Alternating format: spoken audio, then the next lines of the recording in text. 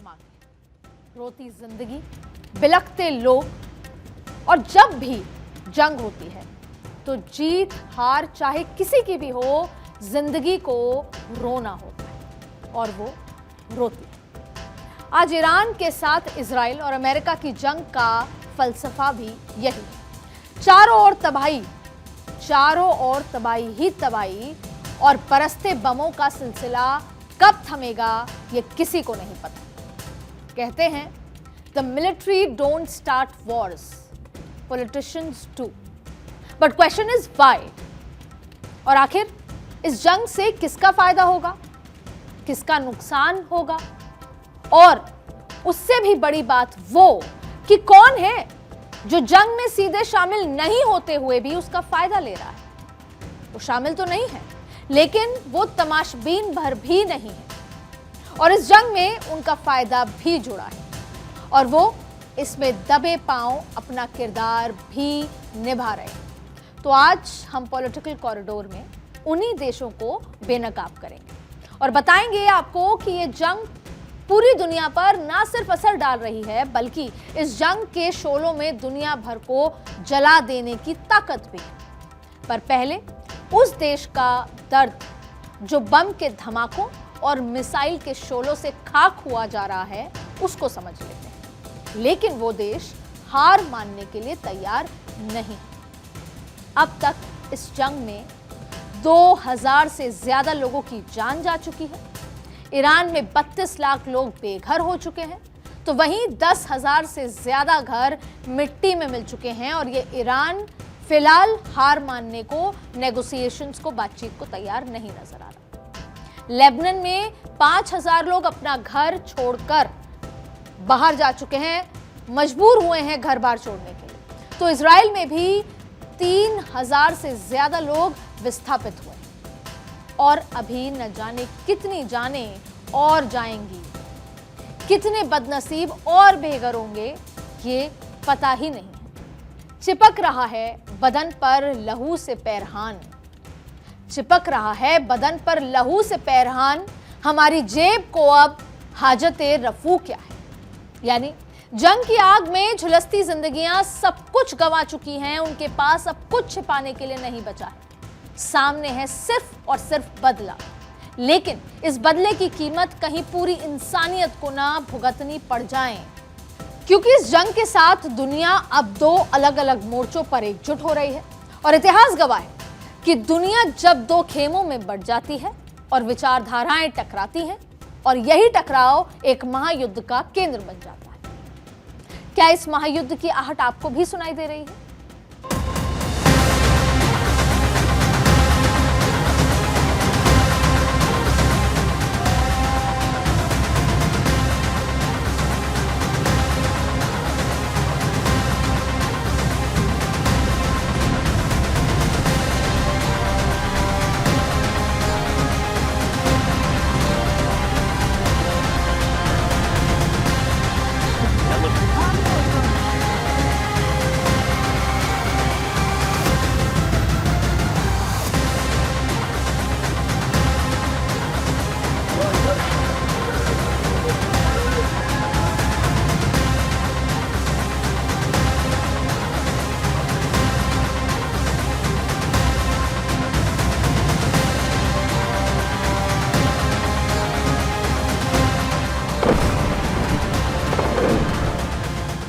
Iran न सिर्फ America और इजराइल से दुश्मनी मोल ले रहा है, बल्कि ईरान के निशाने पर उसके पड़ोसी देश भी हैं, जिसके पीछे एक सोची समझी स्ट्रेटजी।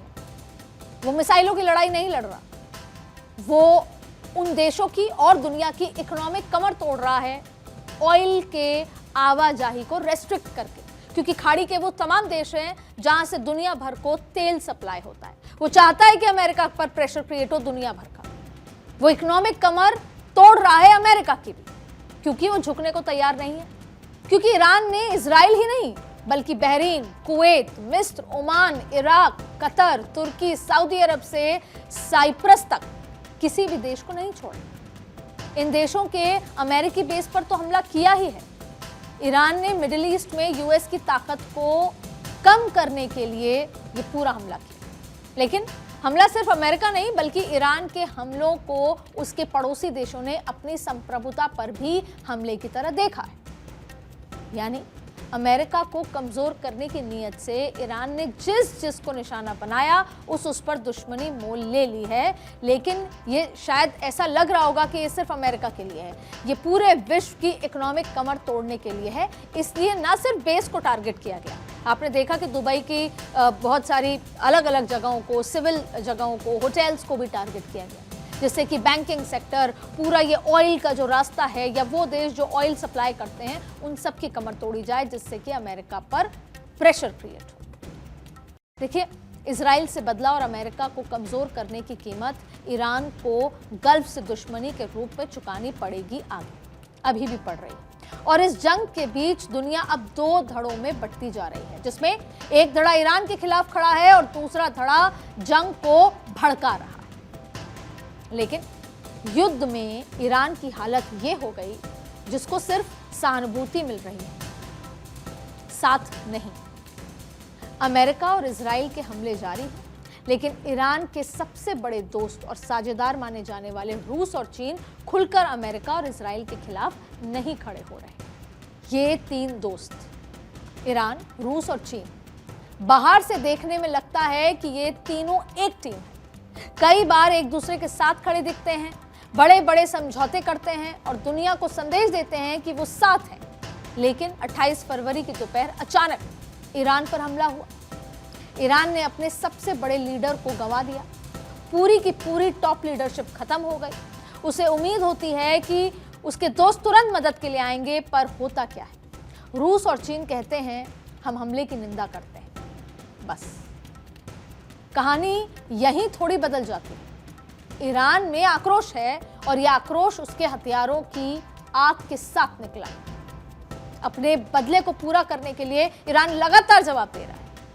28 फरवरी से अब तक दोनों तरफों से हमले का सिलसिला थमा नहीं है, लेकिन ईरान के साथ चीन और रूस ने सिर्फ जुबानी मदद की बात की। वैसे देखिए, एक और बात है, यह आपको समझने की जरूरत है।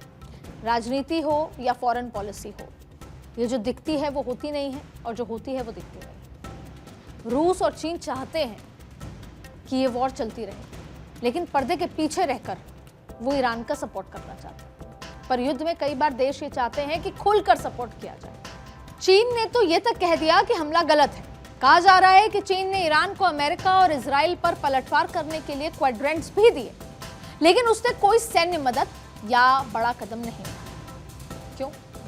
क्योंकि चीन इस समय अमेरिका से सीधा टकराव नहीं लेना चाहता। उसके अपने हित हैं, जैसे बिजनेस, ताइवान का मुद्दा, वैश्विक राजनीति। यानी चीन ने दोस्ती निभाई, लेकिन सिर्फ शब्दों में। इसके पीछे वजह है, चीन जब भी चुप रहा जब अमेरिका ने वेनेजुएला में घुसकर वहां के राष्ट्रपति को किडनैप कर लिया, और चीन अब ईरान पर भी उतना ही आक्रामक नहीं नजर आ रहा। भले ही ईरान और चीन का याराना पुराना है, क्योंकि चीन के लिए उसके दो ही मेन फील्ड ऑफ इंटरेस्ट हैं। एक है ताइवान, जिसको चीन अपने ही देश का हिस्सा मानता है, और ताइवान के जरिए पूरे साउथ चाइना सी में अपना दबदबा चाहता है वो बनाना, क्योंकि साउथ चाइना सी में पकड़ का मतलब है बड़े पैमाने पर व्यापार, फिशिंग, नेचुरल गैस के भंडार पर कब्जा हो जाना जैसा। ऐसे में चीन बेवजह किसी भी टकराव का हिस्सा नहीं बनना चाहता, जिससे उसके इरादों को ठेस पहुंचे, उसकी स्ट्रेटेजी को, उसकी प्लानिंग को। बेशक चीन उन देशों को पसंद करता है जो अमेरिका के दुश्मन हैं, लेकिन यह दुश्मनी बाद की बात है। चीन के लिए पहले नंबर पर उसका इंटरेस्ट है, बिजनेस इंटरेस्ट। सऊदी अरब अमेरिका का पक्का दोस्त है और इराक अमेरिका की कथित कठपुतली। फिर भी चीन को फायदा दिखता है तो बिजनेस चलता है। यानी चीन के लिए सबसे पहले है उसके ऊर्जा, उसका तेल, उसकी जरूरत है, और दूसरे नंबर पर आता है बाजार। लेकिन इसका यह मतलब नहीं कि चीन ईरान पर एकदम चुप रहेगा। पर्दे के पीछे से चीन ईरान में भी हलचल डाल सकता है। ईरान की मदद चीन चुपचाप तरीके से कर सकता है, कर भी रहा है, ताकि राष्ट्रपति डोनाल्ड ट्रंप की चीन यात्रा में कोई रुकावट ना बने। और इसके लिए चीन ईरान को बैकडोर से हथियार और खुफिया जानकारी की मदद पहुंचा रहा है, पहुंचा सकता भी है आगे। लेकिन सामने से टकराने की गलती चीन नहीं करेगा और कुछ ऐसे ही राहों पर है रूस, जो वैसे तो ईरान का पुराना दोस्त है, लेकिन दोस्ती के पर्दे के पीछे रहकर वो दोस्ती निभा रहा है। जहां रूस ईरान की मदद तो कर रहा है, लेकिन सामने से नहीं। दावा यह किया जा रहा है कि हमले के पहले ही दिन ईरान के सर्विलांस सिस्टम और दुश्मन की एक्टिविटी की जानकारी जमा करने वाले सिस्टम खत्म हो गए और इसके बाद रूस की तरफ ईरान को खुफिया जानकारी पहुंचाई गई। रूस की तरफ से रूस से मिलने वाली इसी जानकारी की मदद से ईरान इजराइल और अमेरिकी ठिकानों पर सटीकता से हमले कर रहा है। फिर भी रूस ने भी दूरी बनाकर हालात देखने का रास्ता चुना है। यानी देखते हैं और आगे क्या होता है। क्या ऐसी नौबत आती है जब चीन और रूस को खुलकर ईरान का सपोर्ट करना पड़े। लेकिन इस बीच दुनिया का एक तीसरा देश है जो आने वाले समय में इस हालात के बीच ईरान के साथ खुलकर दोस्ती निभा सकता है। हम बात कर रहे हैं नॉर्थ कोरिया के तानाशाह किम जोंग की। हालांकि वो अभी तक सिर्फ जुबानी तौर पर ही ईरान के साथ हैं, जैसे चीन और रूस ने दिया साथ, लेकिन नॉर्थ कोरिया का रवैया दशकों से ही ईरान के साथ रहा है। क्योंकि आपको याद होगा 1980 के दशक में जब ईरान में इस्लामिक शासन आया तो उस वक्त नॉर्थ कोरिया उन देशों में शामिल था जो ईरान के साथ खड़े थे। उस दौर में नॉर्थ कोरिया ने ईरान के साथ बैलिस्टिक मिसाइल की जानकारी साझा की थी। ईरान की शहाब 3 मिसाइल नॉर्थ कोरिया की तकनीक पर आधारित है। 2020 के दौर में ईरान की मिसाइल रेंज बढ़ाने में नॉर्थ कोरिया की एक्सपर्टीज का रोल था और अमेरिका में जब जॉर्ज बुश का शासन था तब दोनों देश एक्सिस ऑफ इविल में शामिल भी थे और जिससे उनके बीच बॉन्ड को और मजबूत उस समय किया गया। और यही वही नॉर्थ कोरिया है जो दुश्मन के दुश्मन को अपना दोस्त मानता है। अमेरिका नॉर्थ कोरिया के लिए पुराना दुश्मन है, जबकि ईरान उसका पुराना दोस्त है और ये दशकों पुरानी दोस्ती उस वक्त और ज्यादा असरदार हो सकती है जब ईरान अमेरिका और इजराइल से अपना बदला ले रहा हो।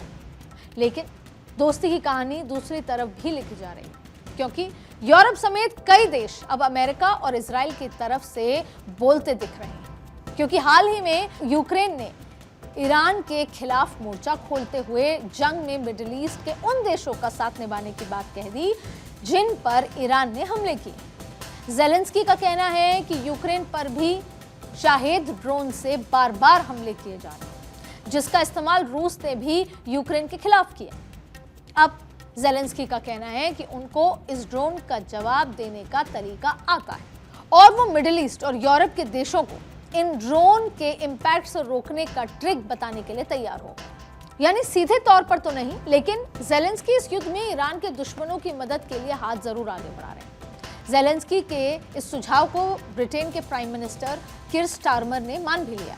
उन्होंने कहा कि ईरानी जो ड्रोन को मार गिराने में खाड़ी देशों के सहयोगी की मदद के लिए ब्रिटेन यूक्रेन के एक्सपर्ट्स को अपने साथ लेकर आएगा और यूरोप की इसी तैयारी से निपटने के लिए अब ईरान ने यूरोप में जंग की एक नई रणनीति तैयार की, क्योंकि दावे किए जा रहे हैं कि ईरान का अगला टारगेट यूरोप ही है।